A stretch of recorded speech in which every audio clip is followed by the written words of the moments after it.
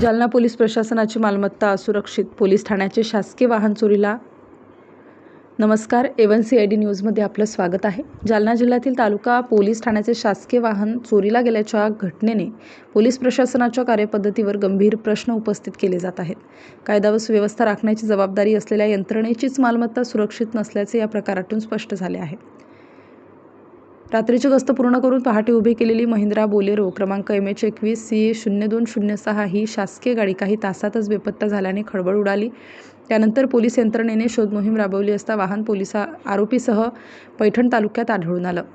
प्राथमिक तपासामध्ये वाहनातील डिझेल संपल्यामुळे चोरट्याचा डाव फसल्याचं समोर आलं. पैठण हद्दीतील शृंगारवाडी शिवारात संशयास्पद उभे असलेले हे वाहन स्थानिकांच्या निदर्शनास आले.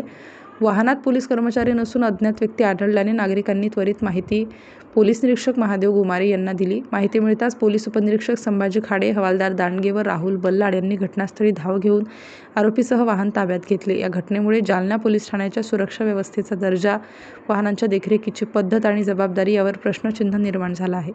केवळ गुन्हा दाखल करून प्रकरण संपविण्यापेक्षा अंतर्गत चौकशी करून जबाबदार अधिकाऱ्यांवर कारवाई होणार का, असा सवाल नागरिकांकडून उपस्थित केला जात आहे. अशाच बातम्यांसाठी चॅनलला लाईक, शेअर आणि सबस्क्राईब करा. A1CID न्यूज, आवाज जनतेचा. महाराष्ट्र प्रतिनिधी मधुकर बर्फे.